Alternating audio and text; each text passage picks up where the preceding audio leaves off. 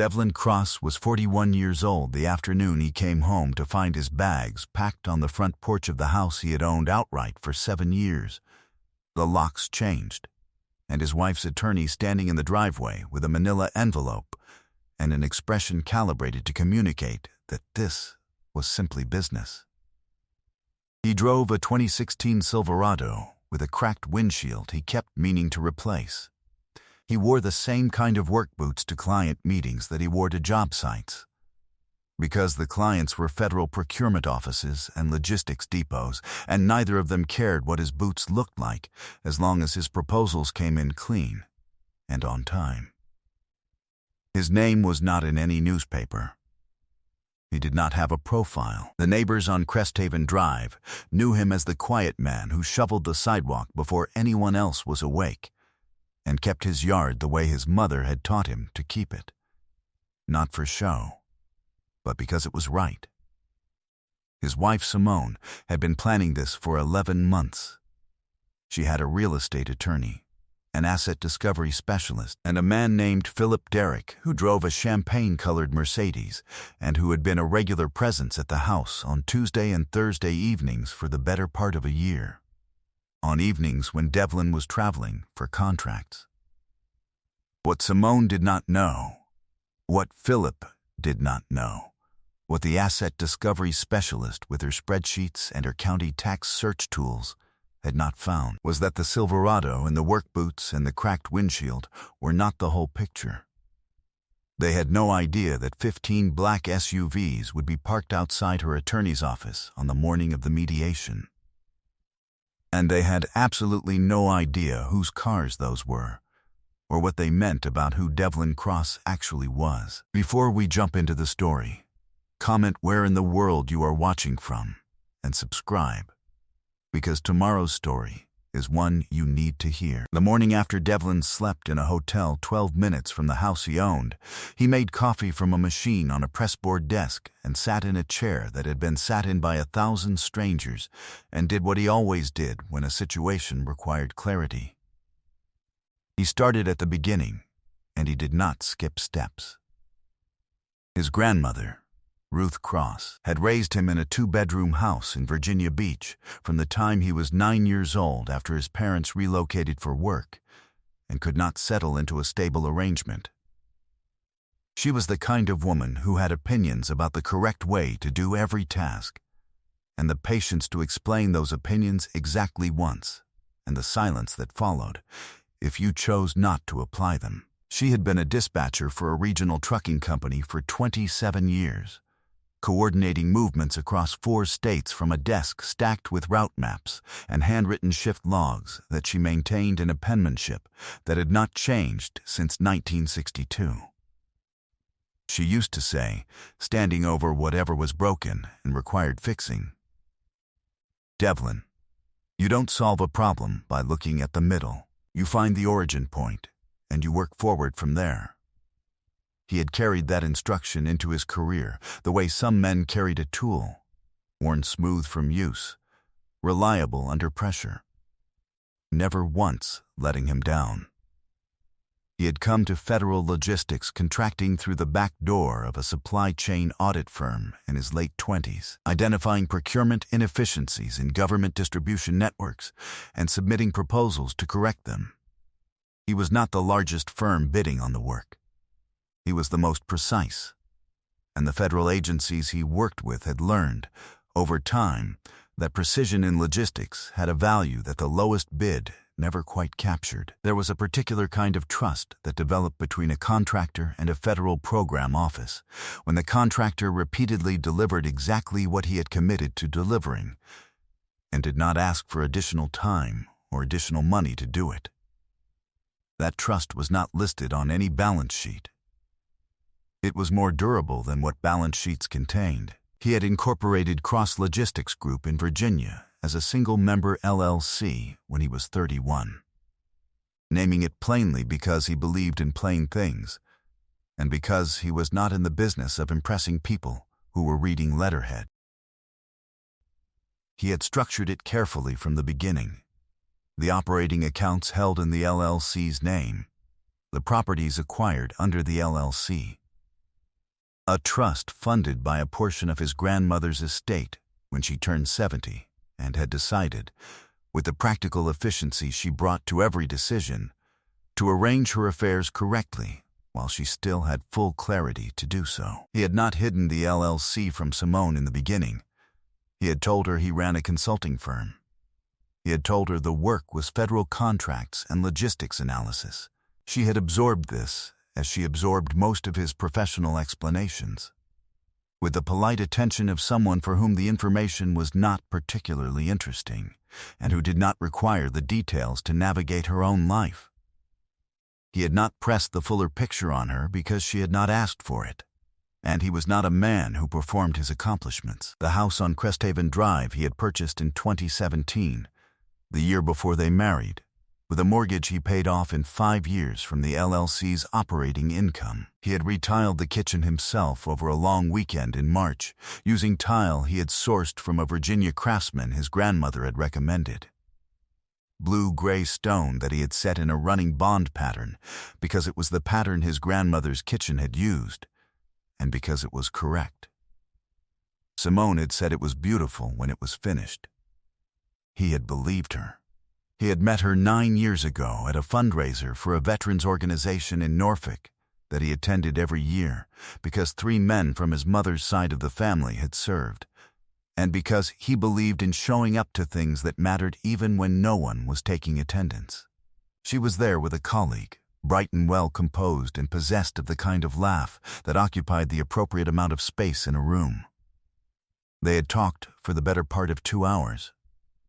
She had found logistics amusing in the way that people found things amusing when they didn't understand them, but were enjoying the company of the person explaining. He had found that distinction easy to forgive. They married 3 years later at Ruth's church in Virginia Beach, because that was where it should happen, and there had not been a serious argument about it. Ruth had approved of Simone the way she approved of everything worth approving, with directness, without ceremony, and only once. The shift arrived gradually, and then, all at once. The late evenings that had begun as working late and had gradually acquired a different quality. The new perfume she didn't mention buying. The phone that had developed the habit of facing down on surfaces where it had always previously faced up. He had registered each of these observations the way he registered anomalies in a logistics report. Not with alarm, not yet, but with the practiced attention of someone who understood that a single data point was a blip and a pattern was a problem. The pattern had become a problem somewhere around month 4. But what had moved the pattern from a problem to a documented record was not Simone's behavior alone. It was the doorbell camera he had installed himself 18 months ago on a Sunday afternoon. A standard model he had mounted above the front door that recorded motion, triggered footage to a cloud account he checked periodically from his laptop on the road. He had installed it because 2 houses on the same street had been broken into in the autumn, and his grandmother had raised him to address a structural vulnerability before the incident, not after. He had told Simone about the camera when he installed it. She had said it was a good idea. She had apparently stopped thinking about it. He pulled the footage on a Tuesday evening in February, sitting in a hotel room in Raleigh while reviewing a proposal for a regional distribution restructure, because Simone had mentioned in passing that a package had been left on the porch. He had found the package. He had also found 47 minutes of footage from the previous Thursday evening that he had not been looking for and that established, with the objective specificity of a timestamp and a lens, exactly who had been at the house while he was traveling and for how long. His face remained perfectly calm. He sat with the laptop on the hotel bed for a long moment. He did not call Simone. He did not call anyone. He closed the footage window, set the laptop on the desk, and made a cup of coffee from the machine, and sat in the chair by the window and looked at the lights of Raleigh in the February dark, and thought about what he had seen, and what it meant, and what came next in the correct sequence. He was a logistics man. You assessed the full scope before you moved a single asset. Over the following 6 weeks, he downloaded and organized 69 separate archived recordings. He worked methodically in the evenings after his proposal work was done, in the same unhurried manner he brought to any project that required precision. He built a spreadsheet. Date, time, duration, a single-line notation for each entry. The record covered 9 months of footage in total. 51 of the 69 recordings involved a vehicle he had identified as Philip Derrick's. The pattern it revealed was not ambiguous. He did not confront Philip Derrick. He did not change his behavior toward Simone by a single observable degree. He came home on the weekends he was scheduled to come home. He asked about her week. He passed the bread at dinner. He watched her occupy the space of the ordinary evening with the practiced ease of someone who had convinced herself the performance was complete. He documented everything. When the folder was complete, he closed the laptop and picked up his phone and called Renata Cole. Renata was the attorney who handled all of Cross Logistics Group's contract work. A 51-year-old woman who had practiced federal procurement and business law for 24 years, and who had the particular quality of never visibly adjusting her expression to accommodate the difficulty of what she was hearing. She reviewed everything Devlin brought to her across 3 separate meetings over 2 weeks, and asked precisely the questions that needed asking, and did not ask any others. At the first meeting, she reviewed the footage log. She did not flinch. At the second meeting, she reviewed the financial exposure, a document Devlin had prepared himself, mapping Simone's asset discovery specialist's findings against the actual structure of Cross Logistics Group's holdings. The specialist had been thorough by the standards of a typical marital estate. She had found the house on Cresthaven Drive, the Silverado, and the joint checking account. She had searched the county property records under Devlin's name and found nothing further, because the 3 Virginia properties were held in the LLC's name, and she had not yet thought to search the LLC. She had not found the operating accounts. She had not found the 3 active federal contracts currently in execution.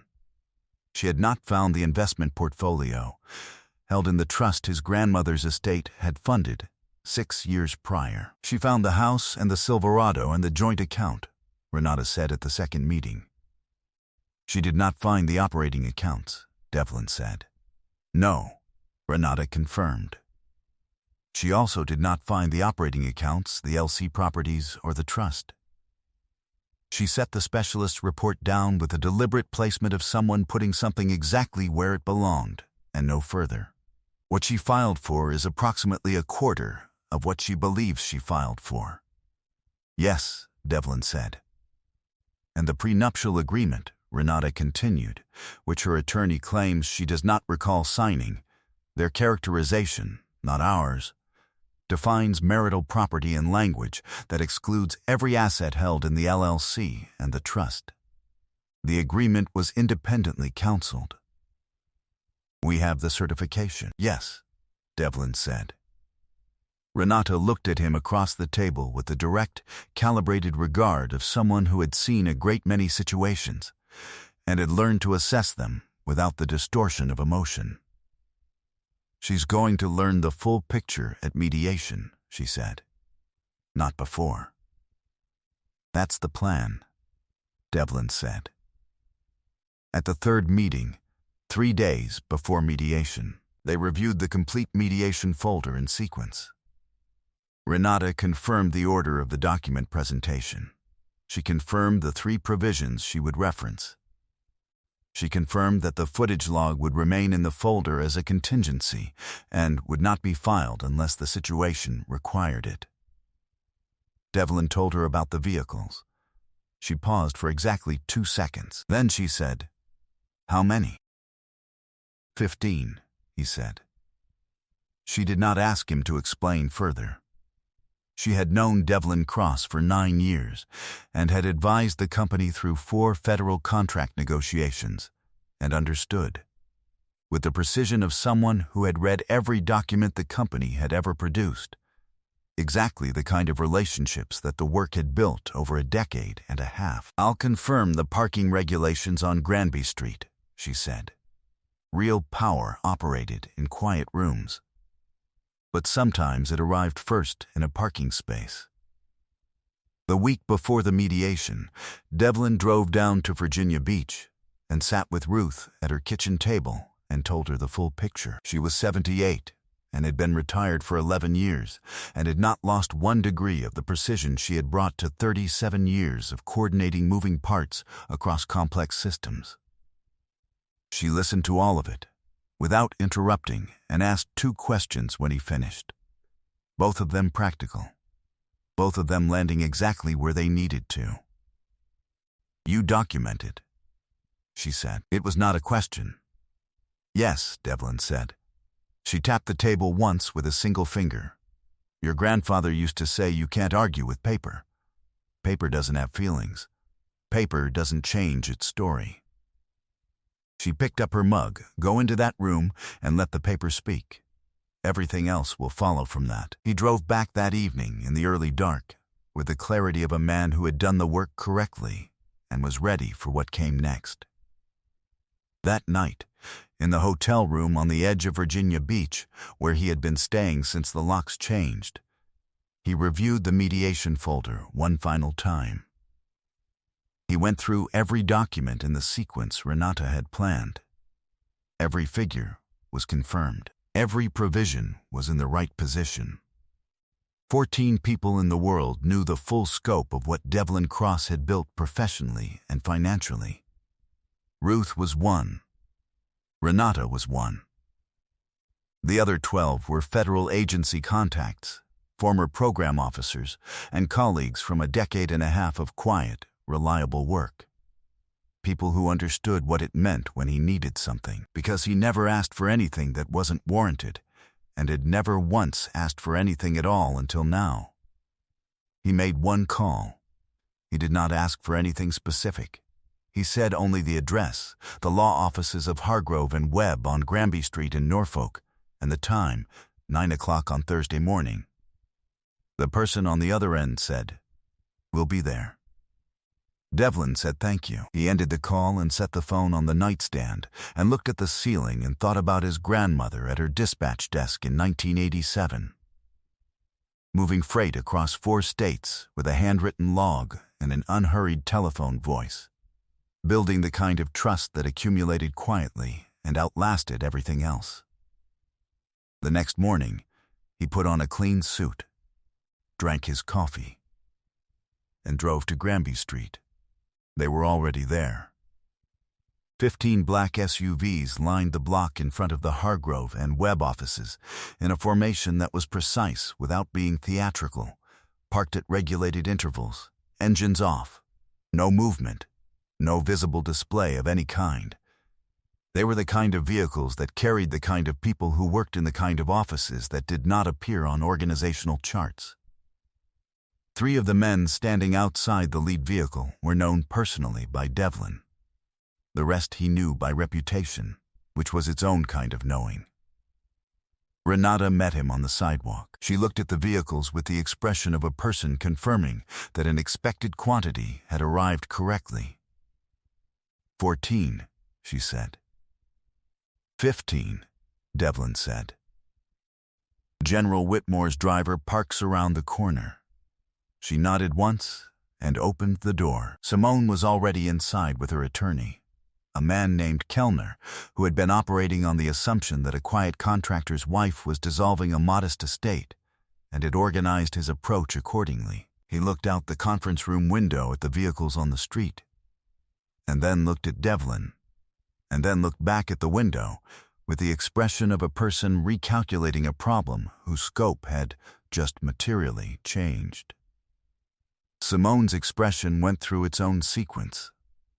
Confidence, then confusion, then a careful attempt to reassemble composure that did not fully succeed. Renata opened her folder. She laid out the prenuptial agreement first, the original, signed and notarized, along with the independent legal counsel certification showing that Simone had been represented by her own attorney at the time of signing. a detail Kellner had apparently not been given or had not verified. She laid out the Cross Logistics Group operating agreement, the 3 active federal contracts, the Virginia property holdings, and the trust documentation. She laid out a 12-month timeline of Cross Logistics Group's revenue, $3 million in the most recent fiscal year, none of which constituted marital property under the terms of the prenuptial agreement. She placed the Asset Discovery Specialist's report beside the operating agreement so that the 2 documents were visible simultaneously. The gap between what had been found and what existed was legible, without commentary. Then Renata looked at Simone's attorney and said, in the measured tone she used when she was about to say the most important thing in a room, "Your client's filing is based on an asset picture that represents approximately 22% of Mr. Cross's actual holdings. The remaining 78% is protected under the prenuptial agreement your client signed and which she was independently counseled on at the time. The footage log documenting 11 months of activity at the marital residence was prepared as a contingency. We have not filed it with any court. We would prefer to resolve this without filing it." Kellner looked at the folder. He looked at the window. He looked at his client. Simone looked at Devlin for the first time since he had walked in. She opened her mouth. Devlin spoke before she could. His voice was even, the same voice he used in every meeting, where the outcome was already determined, and the only remaining question was whether the other party understood that. "I'm not angry," he said. "I'm clear. Those are different things." He stood and gathered his folder. "Renata will handle the paperwork. Take your time." He walked out of the conference room and into the morning air and did not look back. The SUVs were still there. One of the men from the lead vehicle gave him a single nod as he passed. Devlin nodded back. He did not stop walking. 11 months passed, and the world arranged itself into the shape it was supposed to have. The mediation settlement was finalized in the 6th week. Simone received the equity in the house on Cresthaven Drive, the full balance of the joint account, and a 2-year spousal support arrangement. A settlement that Renata had characterized as generous given the prenuptial agreement's terms, and which Devlin had accepted because his grandmother had raised him not to use the full extent of what he had when the situation did not require it. He did not file the footage log with any court. He did not need to. Philip Derrick, it emerged through a mutual acquaintance in month 3, had discontinued the champagne-colored Mercedes and relocated to a smaller city in North Carolina following a business reversal that the mutual acquaintance described as significant and did not elaborate on. Devlin did not ask for elaboration. Simone sold the house on Cresthaven Drive in month 8 and relocated to a rental in a suburb 40 minutes away. Her sister had not returned her calls since the mediation, a fact Devlin had heard through Ruth, who had heard it through the sister herself. He registered it and moved on. Cross Logistics Group closed its largest federal contract renewal in month 10. A 5-year agreement valued at $4 million with a regional distribution network that had been in Devlin's portfolio for 3 years and had expanded steadily under his management. He hired 2 additional operations managers and opened a second office in Richmond, in a building he leased from a property group whose principal he had known for a decade. He bought a house in Norfolk, a craftsman on a quiet street 2 miles from the water, and spent his first 3 months renovating it the way his grandmother had taught him to approach any structure worth keeping, room by room, with good materials and unhurried attention, starting with the things that mattered for the integrity of the whole before worrying about what was visible at the surface. He planted a garden in the backyard. He was not a patient gardener by temperament, but he was becoming one. A woman named Serena sat on the back porch on a Saturday morning in late spring, reading and not requiring the morning to be anything other than quiet. She was a civil attorney he had met through Renata's professional circle 6 months prior. who had asked direct questions and given direct answers, and had told him on their third meeting that she had never found indirectness in a man to be a virtue that improved with time. She was present in the way that mattered, not managing the room, not performing ease, simply there in the way of someone who had decided to be there and had not brought conditions along with the decision. Devlin sat beside her with his coffee and looked at the yard and thought about a hotel room with pressboard furniture and a machine-made coffee that had been the beginning of the clarity, and about Ruth at her kitchen table telling him to let the papers speak, and about 15 vehicles on a street in Norfolk that had not needed to do anything except exist in order to say everything that required saying. He was free. He was solvent. He was unbothered. Some men built quiet empires, and some men announced loud ones. The difference in his experience was always visible eventually, in the paperwork, in the vehicles parked on the street, in who showed up when you needed them to. He drank his coffee. He was not going anywhere in particular. That was exactly how he wanted it. I hope you enjoyed that one. Be sure to like the video and subscribe so you don't miss the next story. I've picked out 2 more for you that I think you'll really like.